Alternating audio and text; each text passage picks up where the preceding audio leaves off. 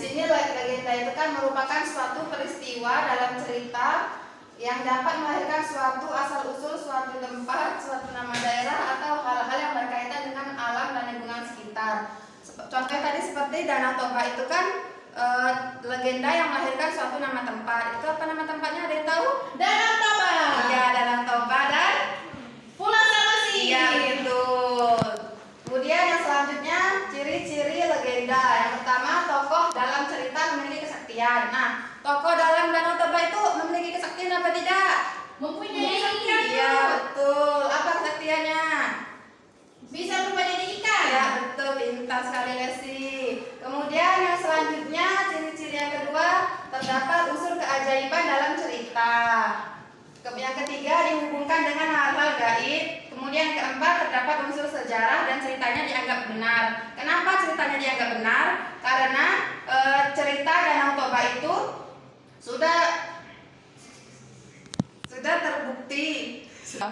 Nah, di sini kan ciri-ciri yang keempat, terdapat unsur sejarah dan ceritanya dianggap benar. Nah, kenapa di sini ceritanya itu terdapat unsur sejarah dan ceritanya dianggap benar? Karena cerita Danau Toba itu sudah meluas di masyarakat dan sudah ada tempatnya dan terbukti, yaitu Danau Toba dan Pulau Samosir. Kemudian yang kelima, memiliki amanat, dan semua cerita itu pasti memiliki amanat ya. Kemudian yang selanjutnya, langkah-langkah menceritakan kembali isi fabel atau legenda. Nah, sebelum kita menceritakan kembali isi cerita fabel atau legenda, yang pertama kita itu harus membaca secara cermat cerita itu dari awal sampai akhir. Kemudian yang kedua, mencatat tema, tokoh, latar, dan alurnya. Kalian catat secara garis besarnya saja. Kemudian setelah kalian memahami cerita tersebut, baru kalian dapat menceritakan kembali isi fabel legenda.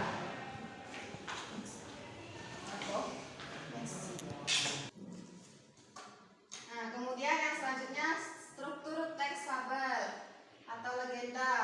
Yang pertama, orientasi. Orientasi adalah bagian permulaan pada suatu cerita yang berisikan dengan pengenalan cerita tersebut, yang diantaranya seperti pengenalan tokoh, pengenalan latar tempat dan waktu, serta pengenalan tema atau lain sebagainya. Nah, di sini ada yang tahu apa contoh orientasi misalkan pada fabel Belalang Sembahyang tadi? Coba, ada yang tahu? Saya, Bu. Ya, Ramadina. Suatu hari di sebuah kebun anggur, tinggallah keluarga semut yang anggotanya banyak. Ya, itu kan orientasi merupakan permulaan. Itu ada pengenalan tokohnya yaitu semut dan tempatnya itu di kebun anggur. Kemudian selanjutnya komplikasi. Komplikasi adalah klimaks pada sebuah cerita yang berisikan mengenai puncak masalah yang dialami dan dirasakan oleh tokoh. Contohnya pada Belalang Sembah tadi apa? Yaitu Saat musim dingin tiba, belalang belum sempat mengumpuli makanan, Bu. ya, itu kan klimaksnya pada saat musim dingin tiba, belalang itu belum sempat mengumpulkan makanannya karena dia asik bersantai-santai berleha-leha, sehingga dia tidak sempat lagi mengumpulkan makanan. Kemudian yang ketiga, resolusi. Resolusi adalah bagian dari teks yang berisikan dengan pemecahan permasalahan yang dialami dan dirasakan oleh tokoh. Ayo, apa contohnya pada cerita fabel tadi? Semut akhirnya menolong belalang yang kelaparan, Bu. Ya, akhirnya belalang yang kelaparan ditolong oleh semut karena semut tidak tega ya melihat belalang yang kelaparan. Kemudian yang keempat yaitu koda. Koda adalah bagian terakhir dari teks cerita yang berisikan pesan-pesan atau amanat yang terdapat dalam cerita tersebut.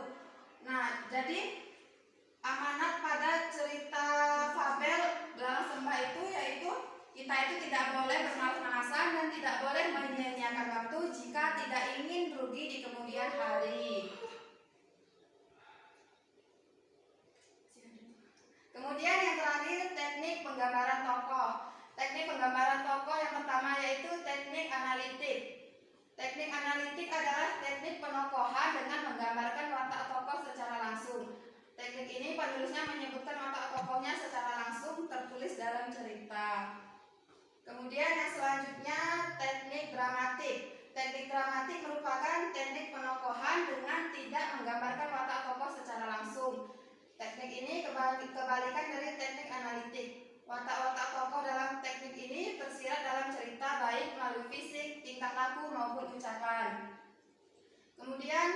Selanjutnya teknik dramatik itu dibedakan menjadi 5 jenis. Yang pertama, penggambaran fisik dan perilaku tokoh. Yang kedua, penggambaran melalui dialog tokoh lain. Yang ketiga, penggambaran melalui lingkungan kehidupan tokoh. Yang keempat, penggambaran melalui tata bahasa tokoh. Dan yang kelima, penggambaran melalui jalan pikiran tokoh. Nah, itu tadi ya sudah dijelaskan dari awal sampai akhir. Mungkin dari kalian mungkin ada yang dapat menyimpulkan pembelajaran kita dari awal sampai akhir tadi. Ayo, siapa yang bisa menyimpulkan, angkat tangan.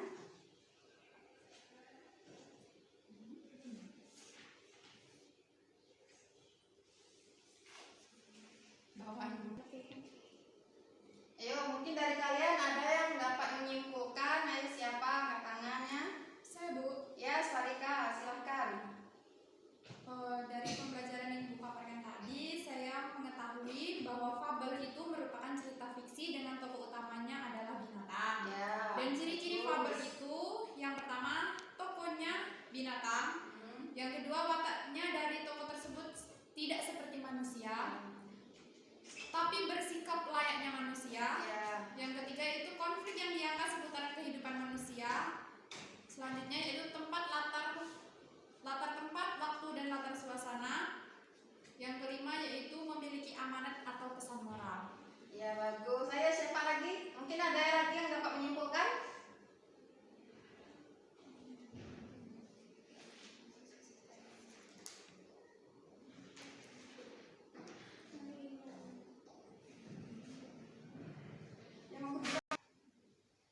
Ya, mungkin siapa lagi ada yang dapat menyimpulkan? Saya, Bu. Ya, ini ayo coba. Oke, tadi saya Go. Ayo, mungkin ada lagi yang dapat menyimpulkan. Silahkan angkat tangannya. saya Bu. Ya, ini silahkan. Struktur teks fabel atau legenda yaitu terdiri dari 4 bagian. Ya. Pertama orientasi, yang kedua komplikasi, yang ketiga resolusi, yang keempat koda. Iya, bagus sekali. Jadi, struktur teks fabel atau legenda itu ada 4 tadi ya. Nah, balik ke itu, Din. Ya. Oke, kesimpulan teman-teman kalian tadi bagus ya, dan benar semua. Jadi, Ibu lebih jelaskan lagi kesimpulan materi kita pada hari ini, yaitu pengertian fabel dan legenda. Jadi, fabel itu adalah suatu cerita fiksi yang tokoh utamanya adalah hewan yang berperilaku dan berwatak seperti manusia. Kemudian legenda adalah suatu cerita rakyat yang ada di dalam masyarakat yang berkaitan dengan suatu hal peristiwa. Kemudian ciri-ciri fabel itu ada 5. Yang pertama, tokohnya adalah binatang. Yang kedua, tokohnya berwatak seperti manusia. Yang ketiga, memiliki latar tempat, alur, dan suasana. Yang keempat, ciri-ciri yang keempat yaitu konflik yang diangkat itu seputar kehidupan manusia. Dan yang terakhir yaitu memiliki pesan moral. Kemudian yang selanjutnya, langkah menceritakan kembali isi fabel legenda. Langkah menceritakan kembali isi fabel legenda yaitu yang pertama, kalian itu dapat membaca ceritanya terlebih dahulu dari awal sampai akhir dengan cermat. Kemudian yang kedua, mencatat siapa saja tokohnya, latarnya, temanya, dan alurnya. Kemudian yang terakhir, barulah kalian dapat menceritakan kembali dengan bahasa kalian sendiri sesuai dengan cerita pada yang kalian baca tadi. Kemudian yang keempat, struktur fabel teks legenda. Struktur yang pertama tadi ada 4. Yang pertama orientasi, yang kedua koda, yang ketiga klimaks, dan yang keempat adalah resolusi. Kemudian yang terakhir yaitu teknik penggambaran tokoh. Teknik penggambaran tokoh itu ada 2. Yang pertama teknik analitik dan teknik dramatik. Nah, sekian ya pada pembelajaran hari ini. Untuk tugasnya, silahkan kalian buka bukunya di halaman 10. Nah, di situ kan ada tugasnya. Silahkan kalian kerjakan dan dikumpulkan minggu depan. Baik, Bu. Sekian pada pembelajaran hari ini. Bila ada salah, Ibu mohon maaf. Ibu akhiri. Wassalamualaikum.